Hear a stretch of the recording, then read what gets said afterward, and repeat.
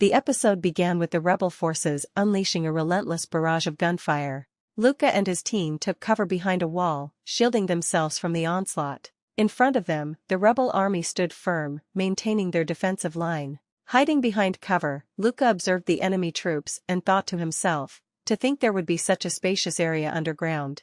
They must have been forming their defensive lines here. He retrieved a drone from his gear, activating it as it soared into the air. I'm already quite deep inside. There should be no problem catching up to the evacuating nobles now, he mused. The drone began transmitting footage, and as Luka analyzed it, his thoughts raced. Their defensive line consists of about 100 troops. Behind them, I can see what appears to be non-military personnel retreating. Lillian might be among that group. Behind him, Kodrak, clad in full combat armor, turned to Luka and asked, "Sir, our squad is advancing much faster than the others. Shouldn't we wait for them to regroup with us?" Luka continued scanning the enemy lines, contemplating the suggestion. A logical proposal. My brain is already overloaded from using Arcie's combat method too extensively. Just then, a distinct gunshot echoed in the distance. Luka's heightened senses immediately registered the sound. His expression darkened. That gunshot.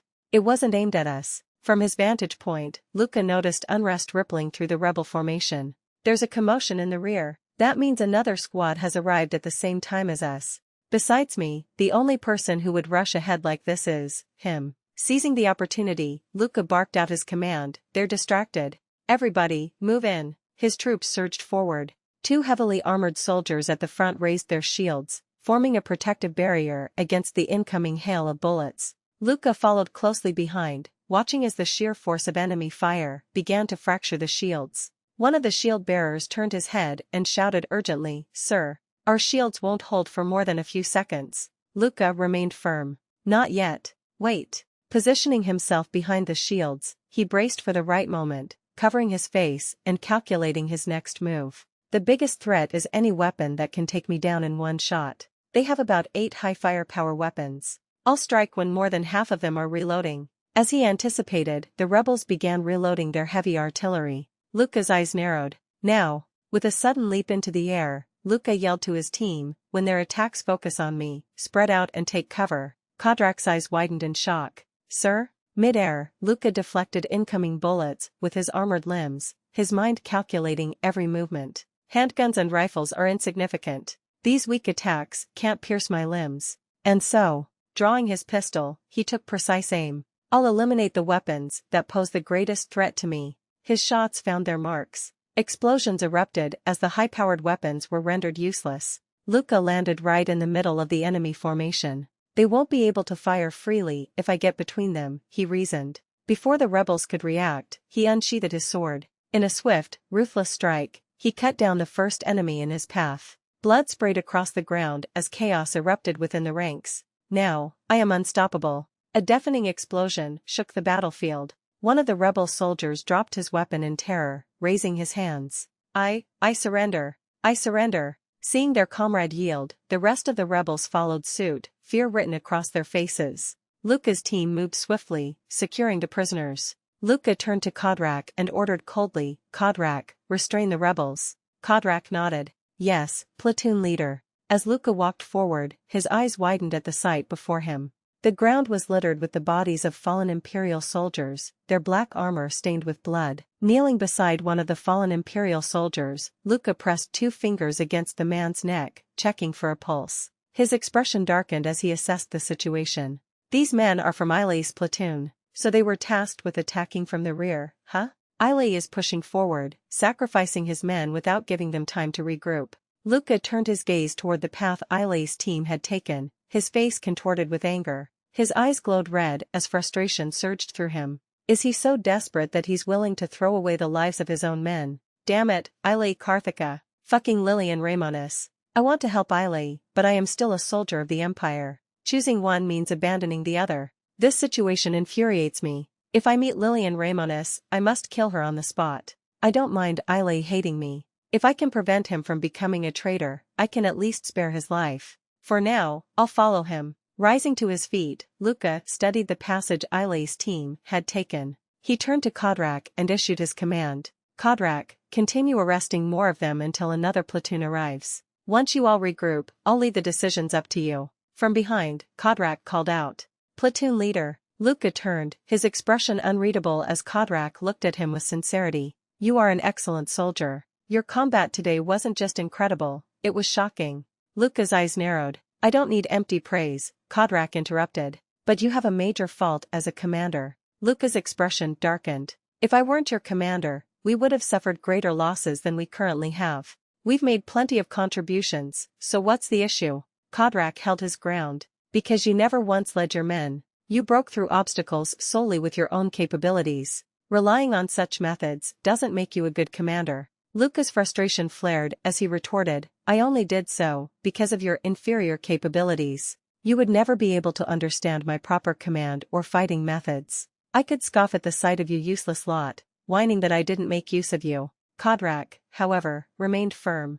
A day will come when you will need the help of those weaker than you, sir. You cannot remain the strongest forever. Luka turned his face away, lifting a hand dismissively. You may feel free to jeer when that happens, Kodrak. You can say, see? I was right. From behind, Kodrak simply replied, I'll keep that in mind, platoon leader Luka. As Luka reached the other side of the passage, he paused momentarily and spoke, his tone lower but resolute. However, I will keep the advice of my first adjutant in mind. If I come to see that my current method is wrong, I will surely recall your words when I re-evaluate my strategy. Kodrak watched as Luka disappeared into the shadows of the passage, his grip tightening around his helmet. I never knew such an ego could coexist with an openness to flexible thinking. Placing his helmet over his chest in respect, Kodrak murmured, I wish you the best. Luka sprinted forward at full speed, his boots echoing against the scorched walls of the war-torn corridor. Empty bullet casings littered the ground, mingling with the lifeless bodies of nobles who had taken up weapons, hands once accustomed to luxury now stiff in death. They had fought to buy time, but their efforts had been futile. Similar battles must be unfolding in the adjacent corridors. The suppression forces had entered in full, systematically wiping out the remaining rebels. Yet, despite the brutality of the battlefield, one thought remained at the forefront of Luka's mind. It sounds corny to say it out loud, but Aile isn't just someone I trust in battle. He's my friend. The first person my age with whom I could exchange deep thoughts on equal footing. As he advanced, Luka's gaze swept over the fallen Imperial soldiers, their black armor marred with blood. His jaw tightened.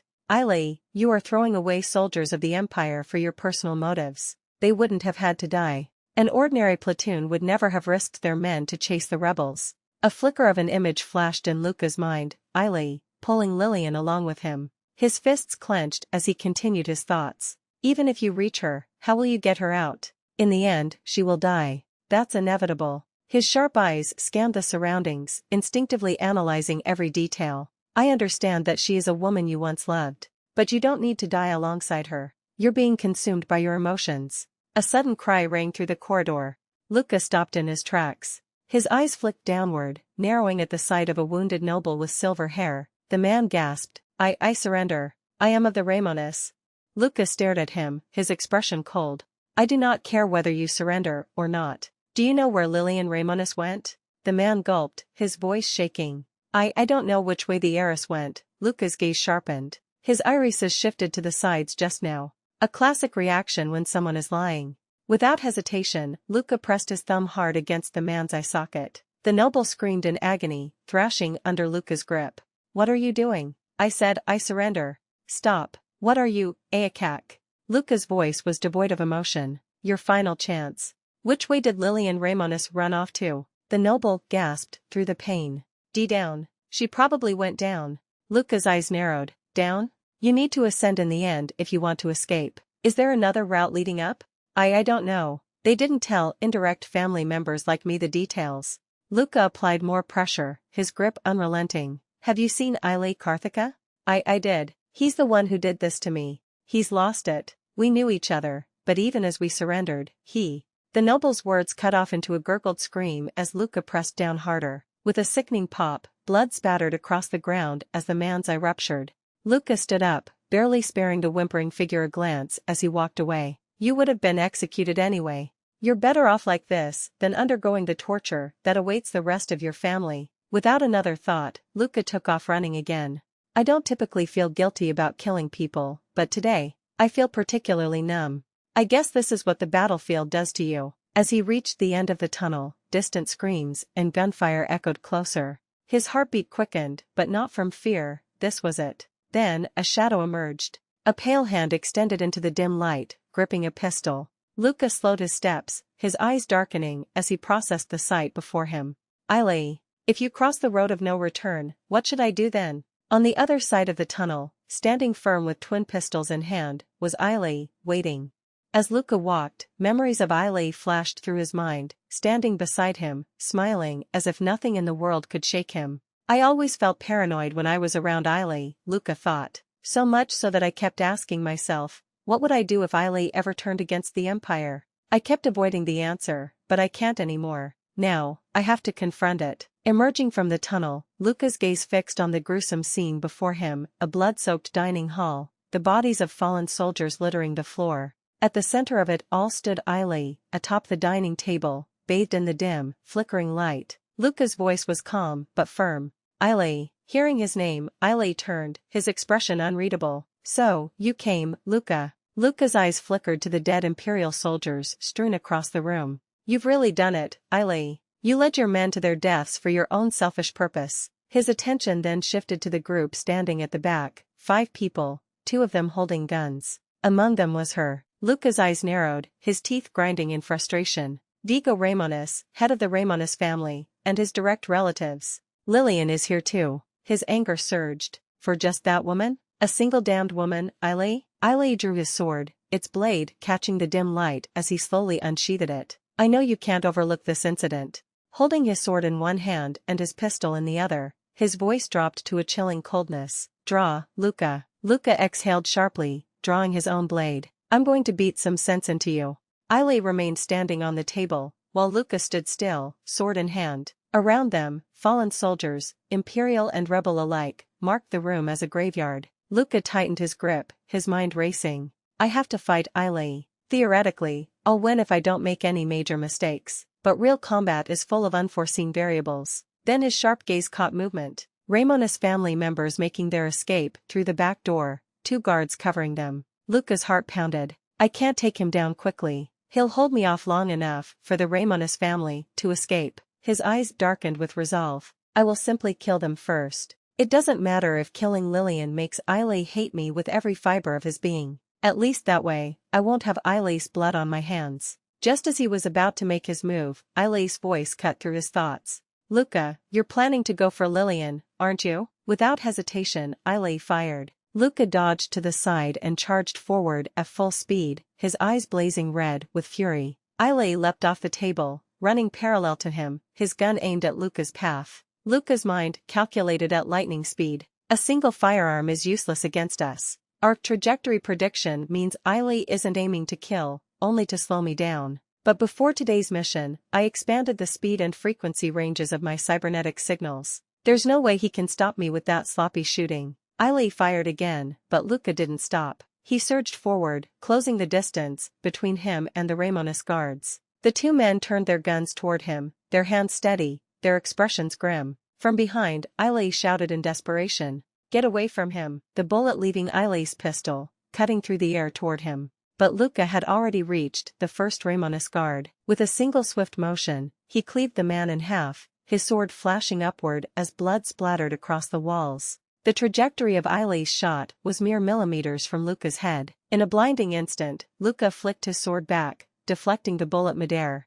The deflected round veered off, straight toward the second guard. The man barely had time to react before the bullet pierced through his skull, his body collapsing lifelessly onto the ground. Now, only 3 remained. The Ramonis family stood before Luka, trapped, unarmed, and frozen in terror. As the head of the Ramonis family, Vigo Ramonis, noticed Luka approaching, he instinctively moved behind the others, while Lillian stood at the front, frozen in place. Both Vigo and his wife turned back, their eyes wide with terror, and shouted in unison, "Wait!" Before they could utter another word, Luka's sword pierced through Vigo's face, the blade emerging from the back of his head. Blood spurted from his nose and mouth as his body convulsed. In the same instant, Luka struck down Vigo's wife, his sword slicing through her without hesitation. Luka's eyes glowed red, madness overtaking his expression. Lillian, witnessing the slaughter, turned around just in time to see her parents fall lifelessly to the ground. Luka, his sword dripping with blood, prepared to strike her next. Now, only Lillian Ramonis is left, Luka thought as he advanced.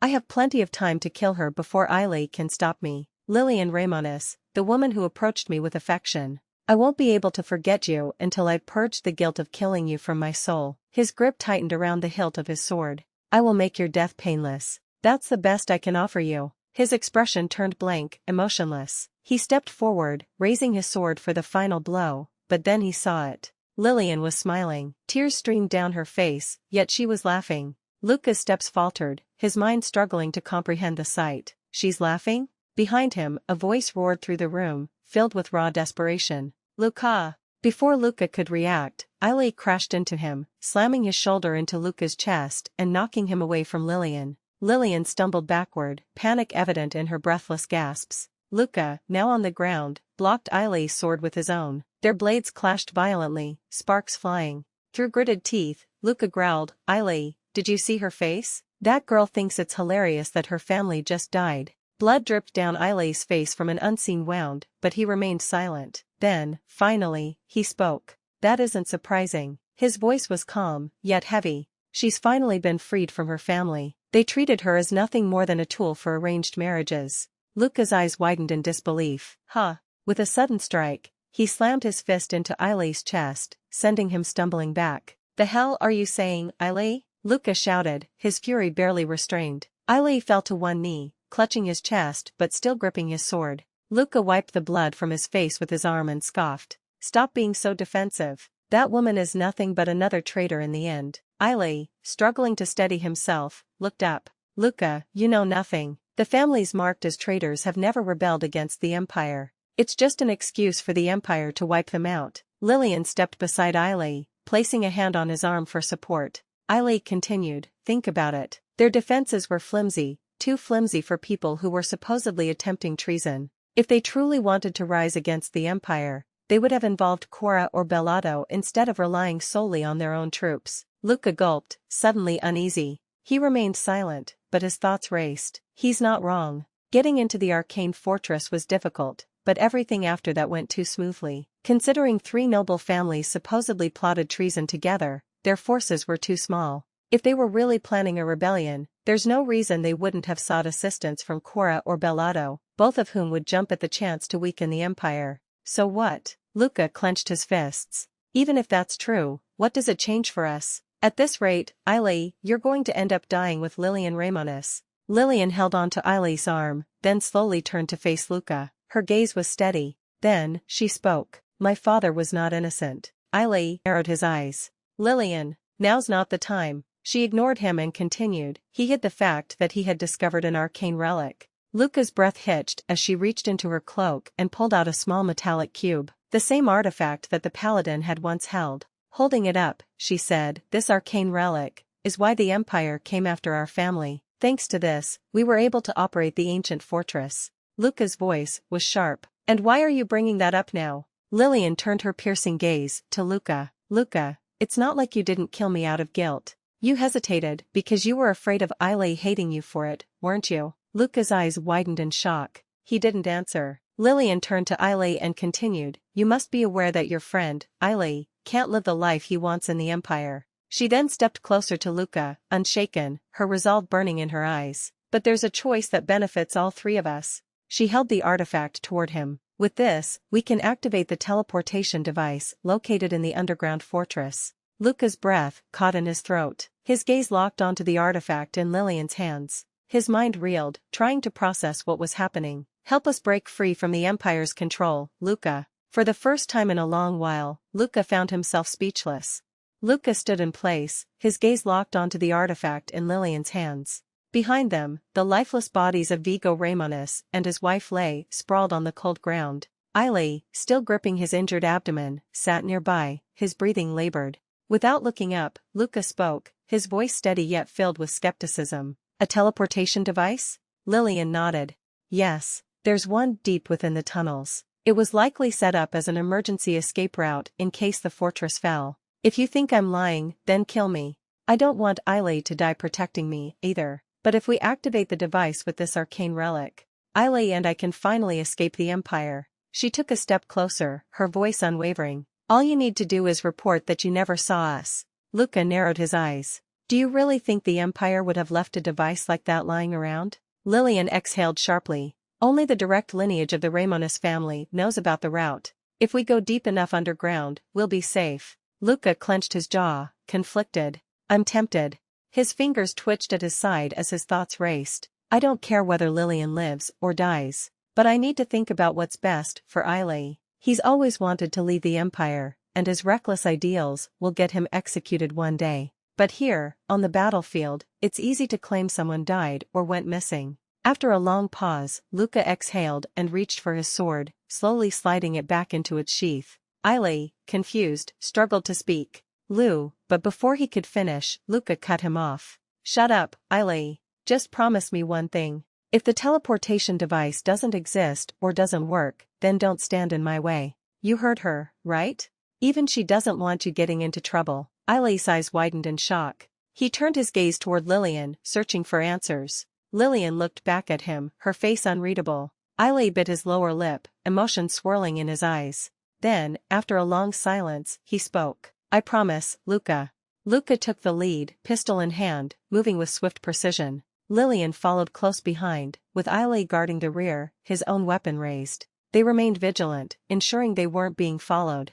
After a short distance, Luka lifted his hand, signaling them to halt. His thoughts raced. I've really lost it. Not only am I not stopping Ailey, but I'm also guarding Lillian Ramonis. If any other soldiers see this, we're done for. Luka sighed. Teleportation device or not, hold on, Luka, Lillian interrupted from behind. Luka turned, irritation flashing across his face. Lillian held a piece of cloth and gently wiped the blood from Ailey's face. Ailey, let's clean you up before the blood dries, she said softly. Ailey sat still, his expression unreadable, though his body trembled from exhaustion and pain. Luka exhaled sharply, closing his eyes in frustration. If you two actually make it out alive, why don't you just get married or something, he muttered. Lillian paused, lowering the cloth to her chest. Her hands trembled as tears welled in her eyes. I'm sorry, Ailey, she whispered. I didn't think things would end up like this. Ailey's gaze softened as a small, tired smile formed on his lips. It's all right, he murmured. You were the one who taught me about the world outside. Lillian's expression darkened. Just for that small reason? Ailey chuckled weakly. It's not small to me. It changed the way I see the world. Thanks to you, I was finally able to find the source of my frustration. Luka stood still, watching the two of them. Ailey continued, his voice soft yet resolute. If it weren't for you, I would have lost my mind a long time ago. You made me realize that.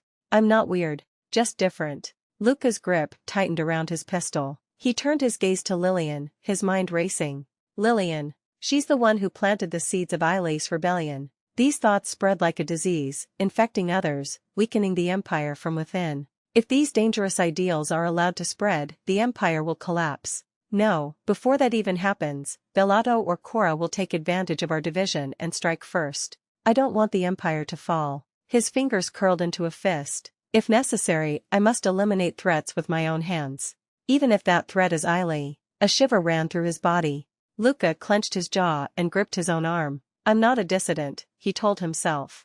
Yet, despite the conviction in his thoughts, his hands wouldn't stop shaking. As they walked deeper into the tunnel, Luka took a deep breath before exhaling sharply. Phew, we can catch a break now. Lillian, exhausted, bent forward slightly, resting her hands on her knees as she tried to steady her breath. I told you. This is a route only we know. They won't be able to find us easily, it's a maze. My father never reported anything, despite receiving permission to study the ruins. He had ambitions far beyond his capabilities. When he figured out how to activate the fortress, he thought he had control, but in the end, everything remained in the Emperor's hands. Luka glanced at her before asking, more importantly, how much farther do we need to go? Lillian straightened herself and pointed forward. It should be just up ahead in this corridor. Then, after a pause, she added, thank you, Luka, for helping me and Ailey. Luka's expression remained cold. I'm just repaying a debt to Ailey. Next time we meet, you're dead.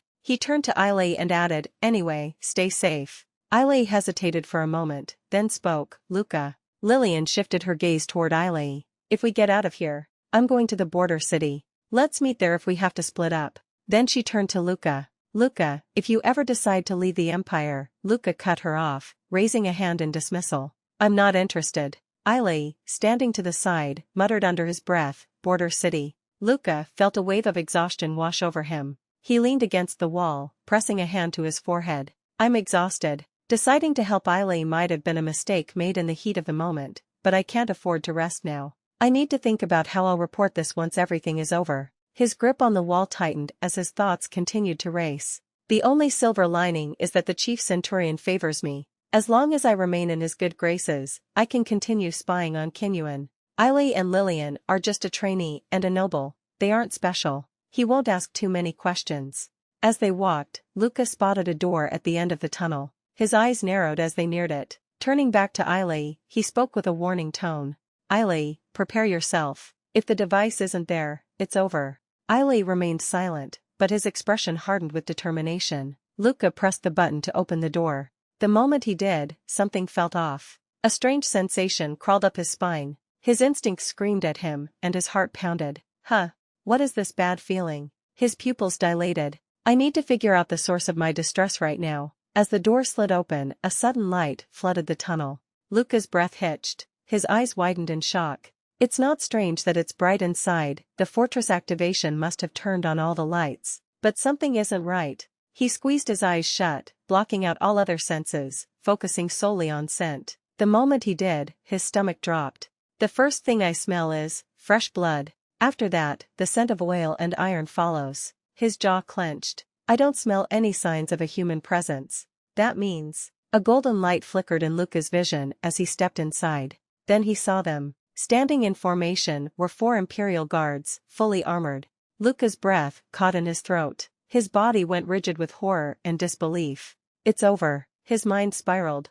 I'd need to risk death just to take down a single unarmed Imperial Guard, but 4, in full armor? His gaze darted toward Lillian. The worst-case scenario would be if they choose to capture Lillian alive.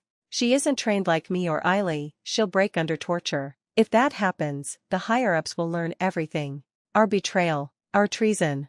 Luka's fingers twitched toward his weapon, his mind racing through possible solutions. I thought I could get them out, that I could help Ailey live the life he wanted, but that was just a foolish fantasy. His blood ran cold as the realization set in. There's only one way out. We need to kill Lillian. Immediately. Even if they suspect us, we can spin a story the higher-ups will accept. But his stomach churned at the next thought. But, will Ailey be able to keep his calm after witnessing Lillian's death? If he attacks the Imperial Guard, we're completely fucked. One of the Imperial Guards stirred. He turned slightly, his visor shifting, before his gaze landed on Luka. The other 3 followed. Luka's breath hitched. Our eyes met. Time was slipping away. The longer I hesitate, the more suspicious I look. His grip tightened. It's now or never. Luka turned his face, instinctively preparing to act, but before he could move, a gunshot rang out. A single bullet pierced through Lillian's head. Blood and tears spilled down her face as her body jerked,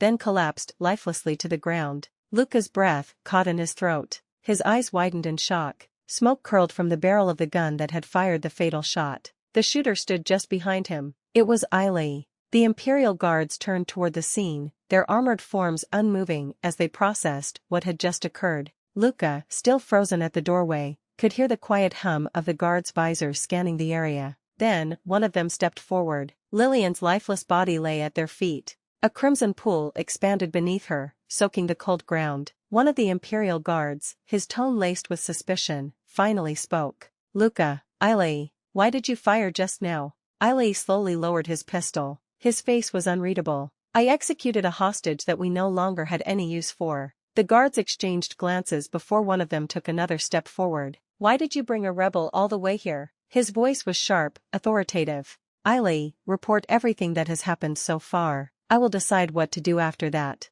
Ailey's fingers twitched slightly as he straightened his posture. Understood. Luka stood motionless. His face remained cast downward, his expression unreadable. He couldn't process it. 2 of the armored guards moved past him without hesitation. Their heavy boots thudded against the ground, indifferent, unbothered. Luka's fingers curled into fists at his sides. His breath grew uneven. As the Imperial Guards surrounded Ailey, Luka's gaze drifted toward Lillian's body. One of the guards stepped forward carelessly, his heavy boot pinning down her hair against the blood-soaked ground. Luka's lips parted slightly, but no words came out. He had lost. At the very end, Ailey had chosen Luka over Lillian.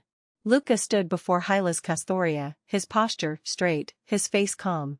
Hylas took a sip from his cup, then spoke with a satisfied smile. "Excellent work, 21st Platoon Leader, Luka." Luka bowed his head slightly and replied, "Thank you, Captain." Hylas continued scrolling through the interface before him, his gaze flickering across the report. "Kodrak rated you quite highly," he mused. He specifically praised your combat skills, saying they were the best he had ever seen in a platoon leader. But he also noted that your ability to form trust with your subordinates was lacking. "Well, you can work on that by learning from Kinyuan." Hylas paused briefly, then leaned back with a thoughtful expression. "Anyway, the report states that you waited until Lillian Ramonis led you to the deepest part of the tunnels before executing her. Is there a reason you specifically chose her as your guide?" Luka felt his chest tighten. The time had come. Maintaining his composure, he responded, "Yes. Ailey and I planned to stop the rebels' escape by taking control of the teleportation device. We believed Lillian Ramonis was the best hostage for this purpose since she was weak in combat."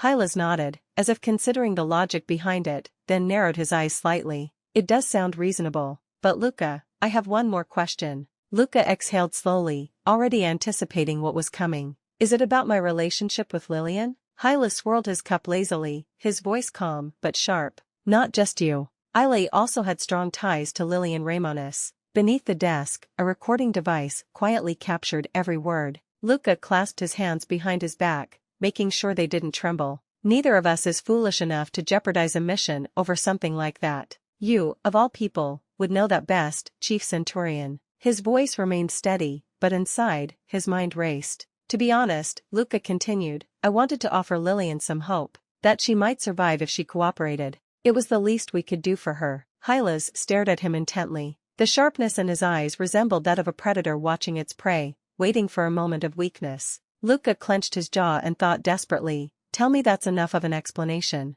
please." After a long silence, Hylas finally closed his eyes and smiled. "I see. You must be tired. Let's leave it at that." Luka turned, relieved, ready to walk away. Then, by the way, Luka." Hylas' voice cut through the room like a blade. Luka froze mid-step. Hylas casually lifted his mug, taking another sip. But his gaze sharpened, his expression unreadable. "Considering how efficiently the Ramonis family wiped out Ailey's platoon, I have to say, it was surprising that they possessed such exceptional abilities." Luka's blood ran cold. His eyes widened in shock, but he quickly forced himself to remain still. "No, this isn't something to be surprised about. I already detailed everything in the report. Ailey's platoon was ambushed while pursuing the rebels. So what is his intention? Why is he testing me like this?" I can feel the sweat trying to break out. Slowly, Luka turned his face, keeping his expression neutral, despite the hammering in his chest. With a carefully measured tone, he replied, "Had it been me in his place, I would have prevented my platoon from being eliminated." His red eyes glowed with quiet determination as he continued,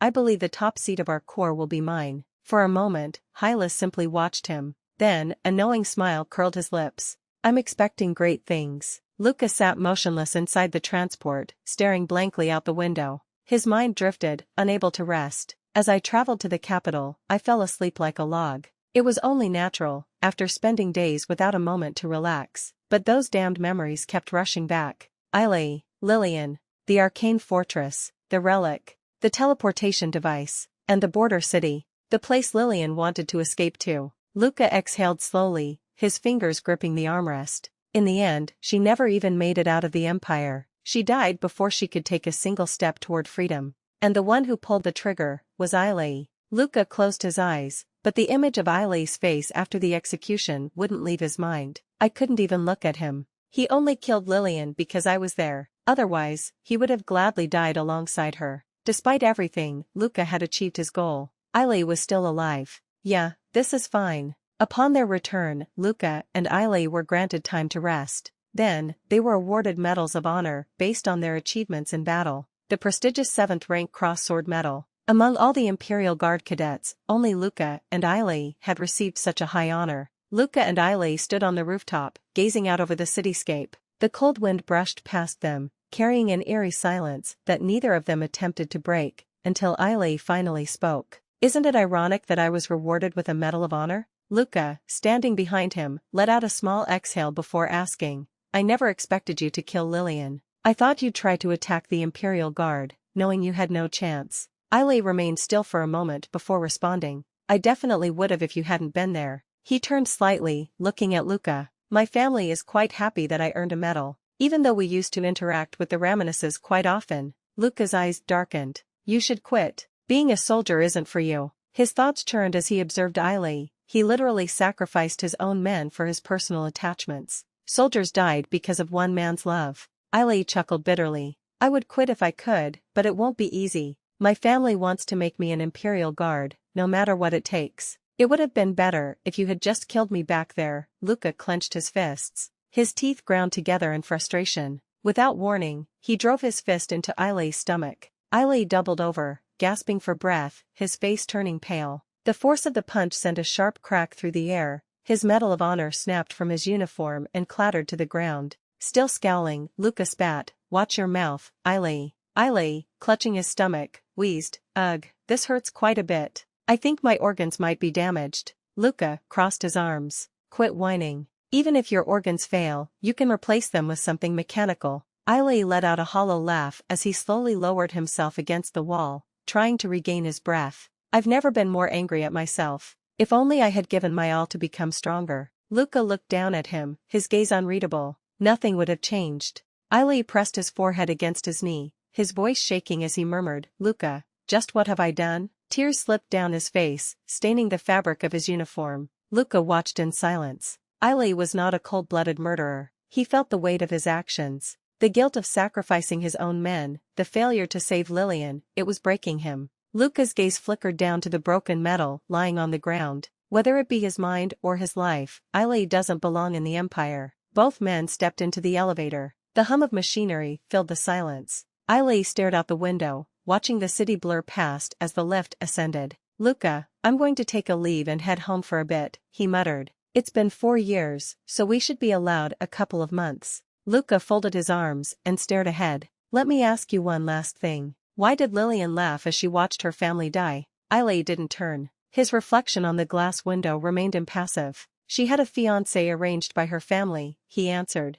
A man 30 years older than her. When Lillian was born, he promised an immense sum of money in exchange for one condition. Luka narrowed his eyes. What was it? Ailey sighed. He demanded that she be raised to be exactly like his deceased wife. He even sent heaps of pictures and records to ensure it. Lillian's face, her preferences, her habits, even her name. None of it was her own choice. It must have been excruciating. That was why she was so knowledgeable about Bellato as well. Luka's jaw clenched, a wave of disgust washing over him. How revolting. His fists tightened as he muttered, so this is what happens when twisted desires meet power. He turned back to Ailey. So, she was abused from birth? Ailey nodded. Yeah, Claude was the only one who ever offered her any sympathy. Luka frowned, processing the name. So, for Claude to have set me up with Lillian. Ailey winced and rubbed his temples. It was me and Lillian who set that up. When I told Claude that you were the chief centurion's secret bastard child, he took the bait. Luka's expression darkened instantly. You mother, he stopped mid-sentence, realization hitting him. Wait. And Claude actually believed that? Ailey smirked slightly, despite his exhaustion. Everyone knew how dearly the chief centurion treated you. It would explain how someone from a double-digit orphanage managed to become an Imperial Guard trainee. The captain himself is from the Custoria family. Claude thought that if Lillian conceived your child, it would set her free. Luka ran a hand through his hair, exasperated. Man, you really don't know when to quit. Ailey glanced at him with an apologetic expression. Sorry. Luka studied him for a moment before sighing. Ailey is my friend, but he's not a good man. If needed, he'll deceive others. He went ahead and killed his own subordinates, then lied to me. But as ironic as it is, I still trust him with my back. To think I feel this way, despite everything he's done. As the elevator continued upward, Luka exhaled deeply. Let me just hit you one more time. Ailey's head snapped toward him. Hey, again? Kinyuan shut his book with a quiet thud just as Luka stepped into the room. A smirk played on his lips as he greeted him. I see our war hero has finally arrived. Luka pulled a chair back and sat down, his mind already analyzing the situation. I visited Kinyuan regularly, an individual I was assigned to monitor.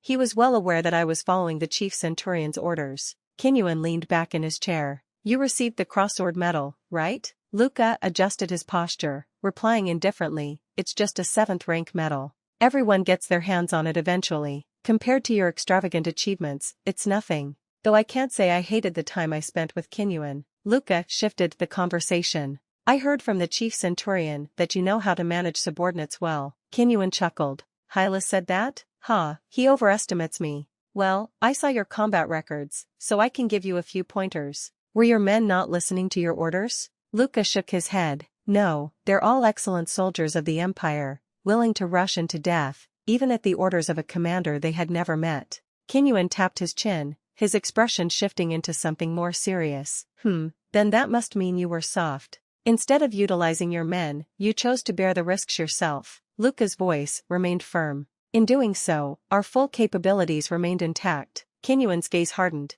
"Not at all. The more you fight up front, the heavier the burden on your brain becomes, clouding your most essential skill as a commander, decision-making. You expended a resource you should have conserved, all to protect your men." Luka tensed. His voice sharpened. "So, are you saying I should have used them instead?" Kinyuan's tone remained calm, yet unwavering. "I'm not saying you should order them to their deaths. You need to make your men choose it willingly." Pressing a button on his desk, a holographic display flickered to life. 2 familiar figures appeared, Gilda and Gabriel. Kinyuan gestured toward them. "Do you remember Gilda and Gabriel from the lower sectors? You saved one from the gangs and covered the other's medical expenses. Those 2 would be more than happy to help you." Luka exhaled. "That goes without saying, since I've done something for them." Kinyuan smirked. "But it's far more than enough. For them to be willing to throw their lives away for you, you need to spend more time forming a deeper bond with them. Of course, you must also distance yourself emotionally. If you let yourself get too connected, you'll hesitate to expend them." Luka's voice darkened.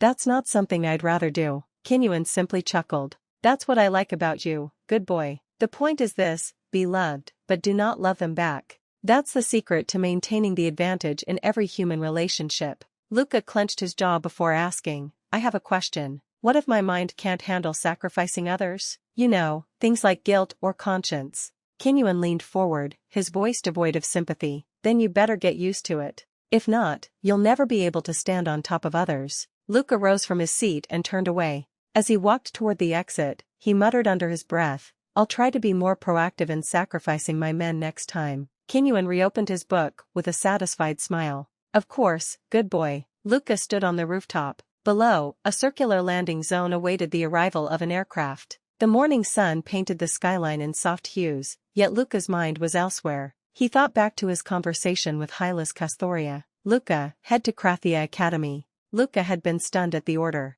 "What?" Hylas had chuckled. "Ha, you seem surprised. It'll be 2 months at most. I promise it'll be a good experience for you." Luka's brow furrowed. "I thought I would be exempt." The chief centurion took a sip from his mug. "It's tradition to send our best first." "Oh," Ile refused. "He said he wanted more time off at home." Luka exhaled. "I guess he wasn't able to shake it all off." Hylas studied him before continuing. "You've never experienced what the society of nobles is like, but that won't do, not if you truly want to become part of the Castoria family." Luka closed his eyes, inhaling deeply before replying, "If that's what you say, I am more than happy to go." Hylas smirked. "All right, I will assign you a guide. I have a feeling you'll like them as well." The memory faded as the sound of whirring engines filled the rooftop. Luka straightened his posture, raised his hand in salute, and murmured to himself, "It's about time to meet up." The aircraft descended, dust swirling around the landing zone. The doors hissed open, and Luka's eyes widened slightly in surprise.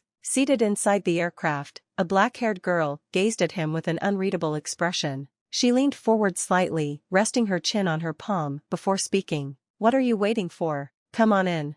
As Luka stepped inside the aircraft, his bag in his hand, "My name is Luka. I'm an Imperial Guard trainee." She scoffed, still refusing to meet his eyes. "I already know that. No need to introduce yourself." Luka's eyes narrowed as he studied her closely. Her posture, the way she purposefully kept her face turned away, the subtle tension in her expression, it all pointed to one thing: she did not want to be here. The contempt on her face was unmistakable, and Luka could sense a deep resentment lurking beneath the surface. A rather aggressive and arrogant demeanor. "She's got a body that isn't fully mechanized, which means she's a noble around my age." He settled into the seat in front of her and spoke, his tone neutral yet firm. "I'm here under the orders of the chief centurion. I want to know how long it'll take to reach Krathia Academy, but He hesitated, watching for a reaction. Are you really the guide sent by him? She kept her eyes closed, her face still turned away, voice laced with irritation. TSK. What difference does it make to you? Luka clenched his fist, suppressing the urge to respond with equal hostility. Man, she's really making me want to punch her in the face. Fucking nobles. With a smirk, he finally addressed her properly. Alright, Miss of the Custoria family. Her eyes snapped open in shock, before quickly narrowing again. She turned away once more, and muttered, How did you figure that out? Luka leaned back slightly. A simple deduction. Few people can afford to voice their discontent against the orders of Hylas Custoria, the chief centurion. Still avoiding eye contact, she asked, And you weren't informed of my identity beforehand? Luka shrugged. You may ask your father if you don't believe me. For the first time, she seemed truly annoyed. Luka could almost hear her grinding her teeth as she thought to herself, Why did father leave such a task to me? Luka watched her closely, his mind working through the situation. This woman is likely the chief centurion's daughter. Sending her as my guide must be his way of proving that he truly intends to uphold his promise of adopting me into the Custoria family. A slow smile crept onto his face. Luka Custoria. Yeah, it's got a nice ring to it. Her voice snapped him back to the present. As you guessed, I've been ordered here by my father. Then, her gaze met his, filled with unfiltered disdain. Giselle. My name is Giselle Custoria. But don't ever act as if you've got me figured out again. It irritates me. Luka exhaled slowly. Lillian Ramonis really was a saint in comparison. He straightened and replied, I apologize if I offended, but midway through, he stopped himself. But why the hell do I need to bend over? I didn't go through all that just to suck up to some noble. I accepted this mission to the academy precisely because I wanted to escape that sort of life. I'm sure the chief centurion would understand. Closing his eyes briefly, he let out a tired sigh. Huh.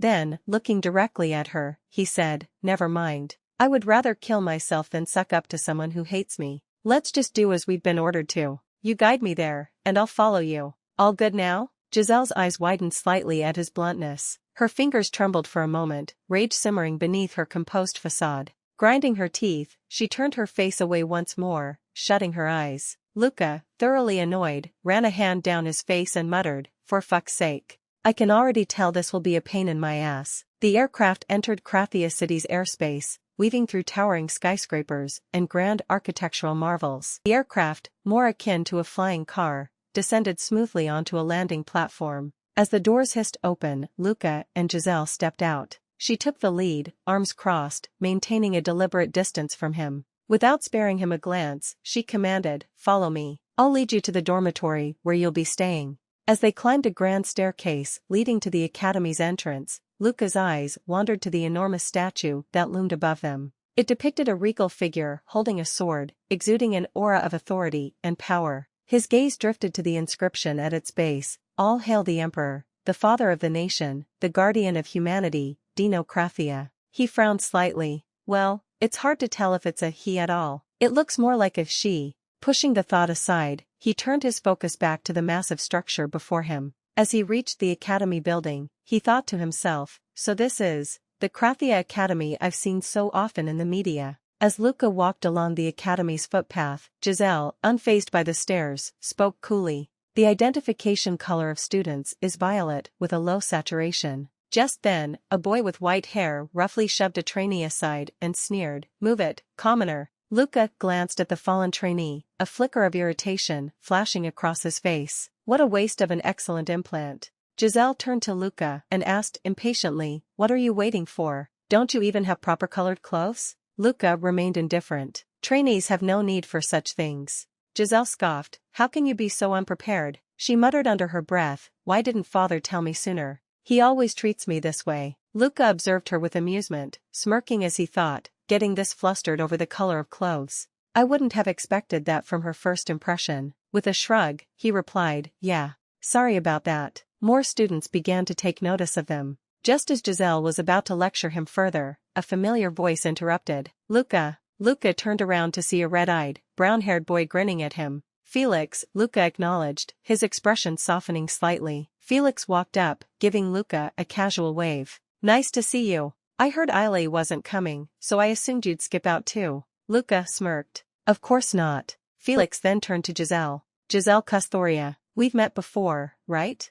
I'm Felix Eigen, an Imperial Guard trainee like Luka. Would it be alright if I borrowed him for a minute? Giselle closed her eyes, clearly uninterested, and waved them off dismissively. Alright. Let me know when you're finished, Luka. As she stepped away, Luka exhaled quietly. Finally, some fresh air. Felix leaned in, lowering his voice as he spoke into Luka's ear. To think the Lady of Castoria would be by your side. The rumors of the chief centurion holding you dearly must really be true. Luka, unimpressed, whispered back, I can't believe someone as annoying as her is the chief's daughter. She's been disrespecting me from the start. I was tempted to smash her nose in. Felix chuckled, ha ha ha. The chief just wants you to experience the society of nobility for your future. Or maybe, he smirked, he wants to take you in as a son-in-law and have you married to her. Who knows? Luka rolled his eyes. Nonsense. Felix, still grinning, gestured toward Giselle. No, really. In the future, it'll be the nobility you'll be interacting with. Luka's thoughts drifted for a moment.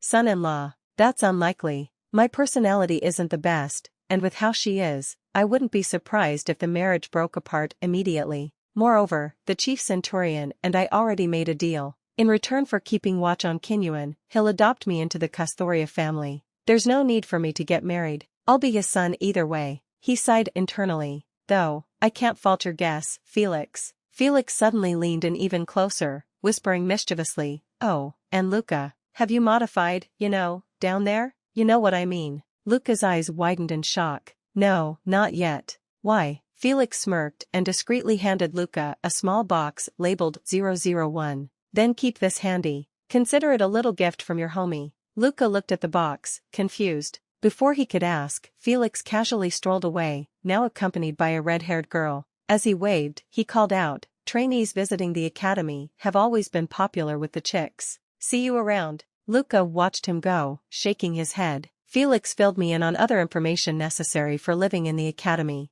Giselle, still standing nearby, tapped her foot impatiently and muttered under her breath, Luka, how long do you intend to stand around? But Luka remained deep in thought. I have a feeling I'll become good friends with Felix by the time this mission is over. Among the things Felix had shared, one particular detail stood out. The dormitory. To summarize, it's where talented kids from the lower sector, like me, and those from declining noble families stay. They can't afford to get their own housing. As Luka processed the information, he realized that Krathia Academy was a far more intricate battlefield than any he had fought on before. Here, status was power, alliances were weapons, and survival meant understanding how the game was played. Luka walked alongside Giselle, his thoughts racing. So even inside the academy, the class system thrives. Figures. It wouldn't be any fun if climbing to the top was easy. Let's see what this place has to offer. They entered the academy building, the grand halls lined with intricate designs and polished floors that gleamed under the artificial lighting. This is the room you've been assigned to.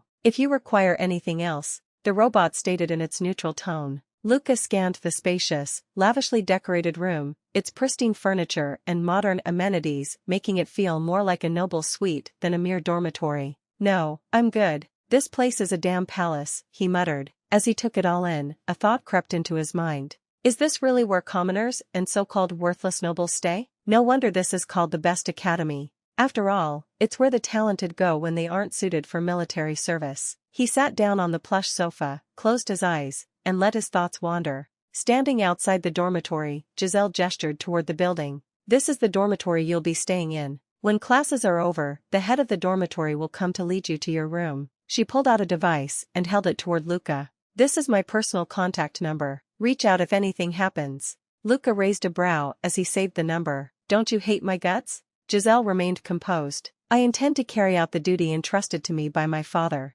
Luka studied her expression for a moment. So she's willing to take responsibility for the task she's been given. She's not just some spoiled brat after all. He slipped his device into his pocket. I probably won't need it. Giselle turned slightly, her gaze still firm. The feeling is mutual. Oh, and just some advice for your sake. Luka tilted his head. What is it? Her voice grew serious. Don't get too close to the head of the dormitory. Luka frowned. And why's that? Giselle crossed her arms. She's the most deranged individual in the entire academy. Then she appeared. A girl with curly, golden brown hair entered the hall, humming a tune as she twirled in place, a bright smile on her face. Her expression flickered between cheerful excitement and something eerily unsettling. One moment, she wiped away an imaginary tear. The next, she laughed under her breath as if lost in her own world. To be continued. This is it for today's episode. If you enjoyed the story, don't forget to subscribe and leave a comment. See you in the next episode, stay tuned.